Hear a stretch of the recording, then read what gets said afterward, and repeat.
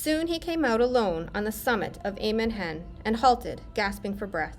He saw as through a mist a wide, flat circle, paved with mighty flags, and surrounded with a crumbling battlement, and in the middle, set upon 4 carven pillars, was a high seat, reached by a stair of many steps.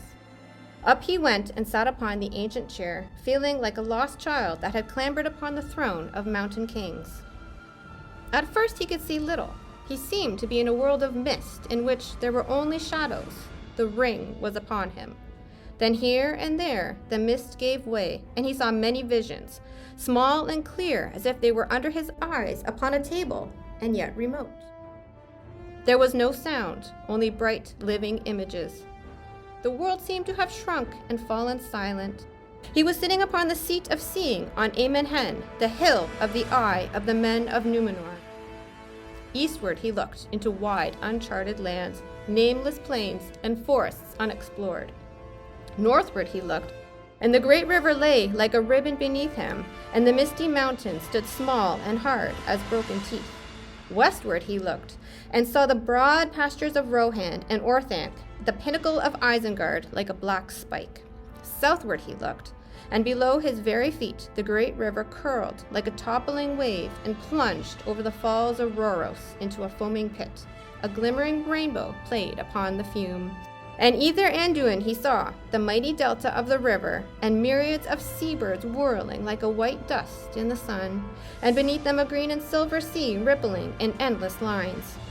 But everywhere he looked, he saw the signs of war.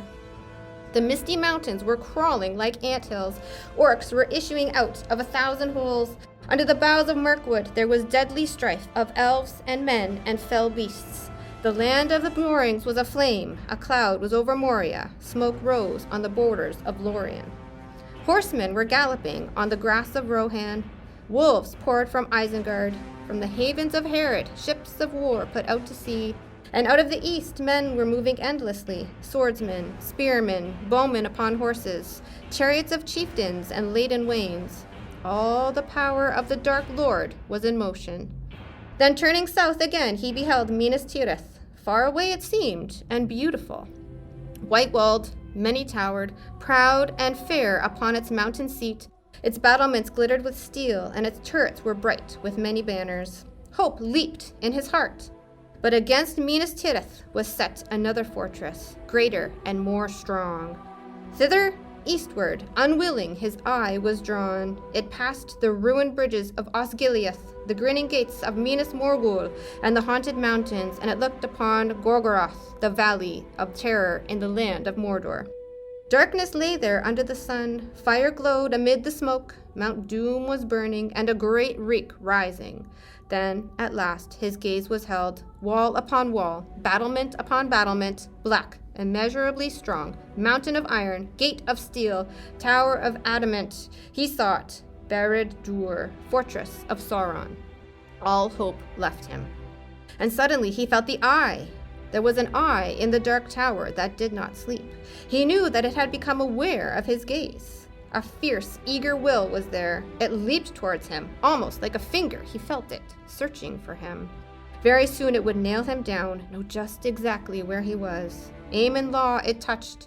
It glanced upon Tol Brandir. He threw himself from the seat, crouching, covering his head with his gray hood. He heard himself crying out, "Never, never!" Or was it, "Verily, I come to you"? He could not tell. Then as a flash from some other point of power, there came to his mind another thought. Take it off, fool, take it off, take off the ring. The two powers strove in him. For a moment, perfectly balanced between their piercing points, he writhed, tormented. Suddenly he was aware of himself again. Frodo, neither the voice nor the eye, free to choose, and with one remaining instant in which to do so. He took the ring off his finger.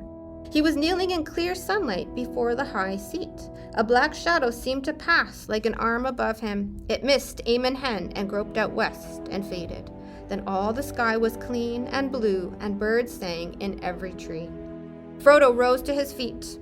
A great weariness was on him, but his will was firm, and his heart lighter. He spoke aloud to himself. I will do now what I must, he said. This at least is plain. The evil of the ring is already at work, even in the company, and the ring must leave them before it does more harm. I will go alone. Some I cannot trust, and those I can trust are too dear to me.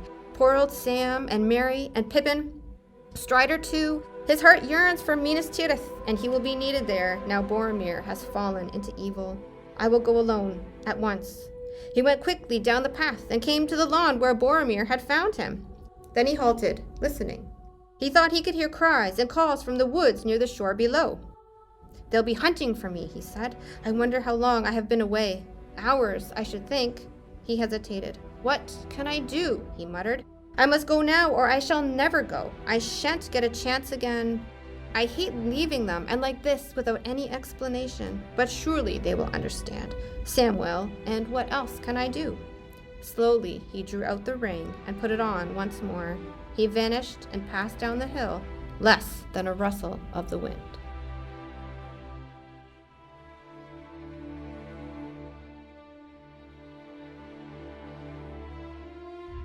Thanks for celebrating Tolkien Reading Day 2021 with Windsor Public Library and Tolkien fans around the world. Check out all of our Tolkien Reading Day activities on our Facebook, Twitter, and Instagram pages. Also see our J.R.R. Tolkien reading lists on our website.